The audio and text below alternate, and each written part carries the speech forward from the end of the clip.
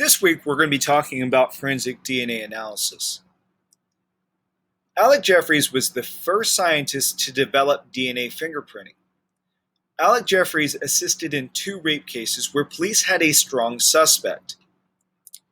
However, the suspect only admitted to 1 rape, but the police were convinced that one man committed both crimes. Evidence from the victim and the suspect was sent to Jeffreys for analysis, and it did not match the police's prime suspect, so he was exonerated. In further investigations, police asked all men in the town to submit to a DNA test. It was on a volunteer basis. Now, the assailant asked a friend to give a sample for him. The reasoning he gave was that he owed money to the government. The friend was overheard bragging about the fact that he submitted a test for his friend, and the locals at a pub overheard it and turned him in. The assailant's blood was obtained, and the DNA from the blood and the DNA found at the scene of the crime both matched. The assailant's name was Colin Pitchfork. He was the first criminal caught based off of DNA fingerprinting. He was arrested in 1986 for the rape and murder of 2 girls and was sentenced in 1988. Besides rape cases, DNA analysis can be used for all different types of other purposes.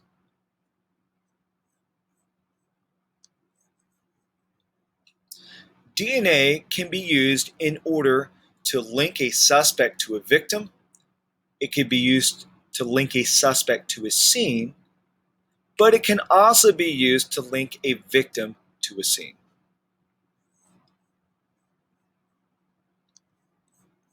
Different sources of biological evidence. So all of these different biological evidence contain DNA in some way, shape, or form.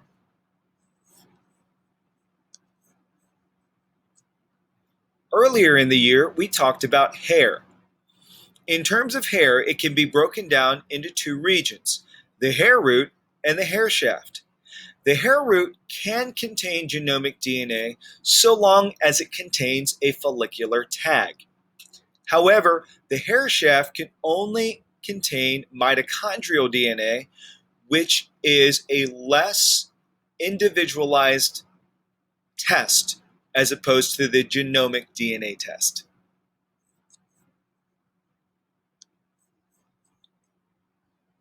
Environmental factors that affect biological evidence that scientists want to avoid. These factors will cause DNA to degrade.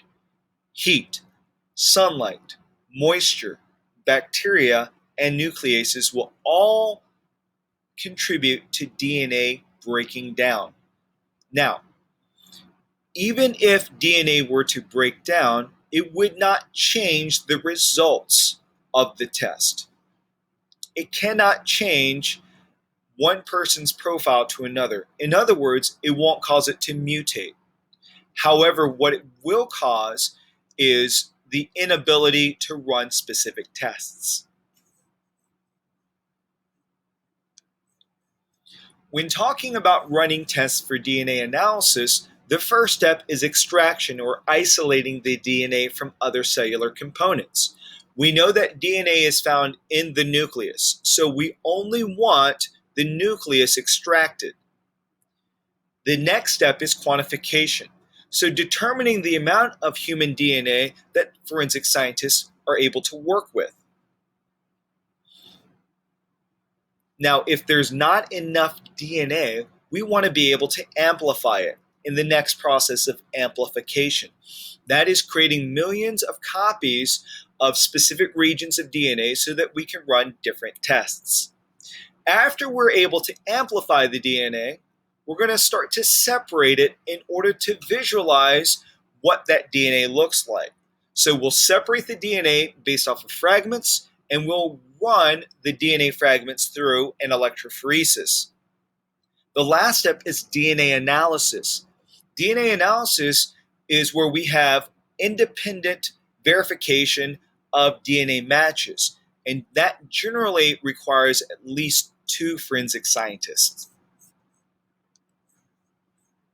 The first type of test that Alec Jeffreys ran was an RFLP, or restriction fragment length polymorphism.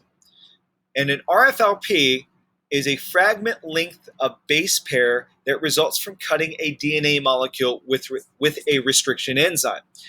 A restriction enzyme is a chemical that acts as a scissor. These scissors cut DNA at specific locations.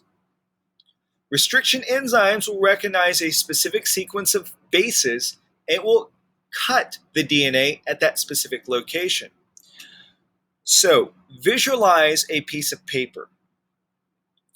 If you were to mark that piece of paper at different locations, and then you were to cut that paper at different locations, what you're going to see is that you won't be able to cut it at the same exact length.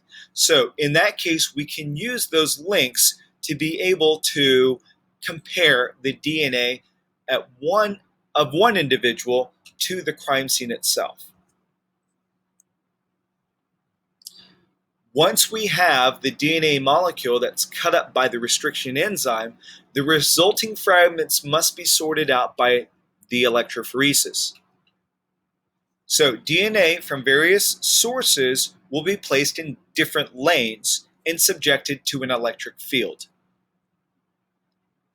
Since DNA is negatively charged, it will move through that electric field, and it will separate the DNA fragments based off of size. The smaller fragments will move faster than the larger fragments, so that the smaller fragments will be located further away from the starting point. As you can see in this picture, this is a picture of the gel electrophoresis. So there are 6 lanes in this picture. That means that we can test up to 5 individuals. This is the power source. The power source will allow the DNA to move from one end to the other. Since DNA is negatively charged, it will move from the negative end to the positive end. What we notice about the results of this gel electrophoresis is that this fragment is much smaller than the other fragments because it is located further away from the starting point.